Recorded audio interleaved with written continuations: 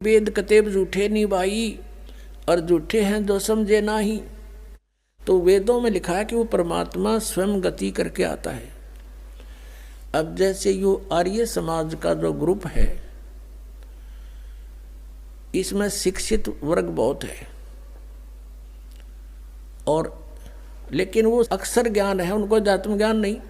उधर से महर्षि दानंद को भी कह का पता नहीं था अध्यात्म ज्ञान का, इसलिए उसने कोशिश की वेदों का अनुवाद करने की, और उसका अपना सिद्धांत था कि भगवान निराकार है। वो कहीं एक देश में नहीं रहता, एक देश माने स्थान पर कहीं नहीं रहता, वो केवल सर्वव्यापक है, जैसे वायु है ऐसे भगवान है।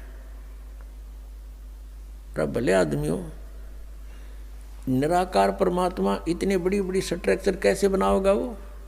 जैसे कोई नौके साकार कैसे बनाओगा, सुन लो साकार कैसे बनाओगा। साकार मनुष्य इंजीनियर है और जहाज बना दिया, हवाई जहाज, वायुयान बना दिया, समुद्री जहाज बना दिया, उसमें बैठ कर आराम से घूम रहा है और वो यान चल रहा है। निराकार कोई कारीगर बना के दिखाई दो, मरे बादशाह के बनाओगा, वो खख बनाओगा।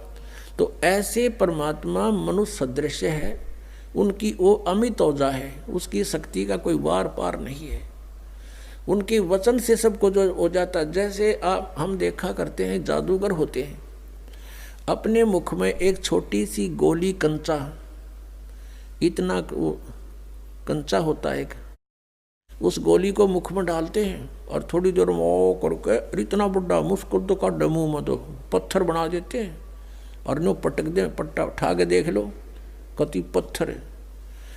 तो उस जब एक जादूगर इतना कुछ कर सकता है, और वो तो परम जादूगर, वो तो सर्वशक्तिमान, एक वचन में सब कुछ कर दे। तो ऐसे ही उस परमात्मा की महिमा से हमने परिचित होना। उस परमात्मा ने कहते हैं एक शब्द में सब किया, सकल जमी आसमान, एक वचन में सब कुछ बना दिया। तो समर्थ है, उसको वो कुछ भी कर सकता है। तो वो जानकारी स्वयं ही आकर दी। और ये निराकार बताओ भगवान को, और वेद के साकार है, निराकार है, मनुष्य सदृश है वो। अपनात्माओं, इसलिए परमात्मा कहा करते, मोती मुक्ता दर्शत नाही, ये जग है सब अंदरे, दिखत के तो नैन चश्म, इनका फिरा मोतिया बंदरे।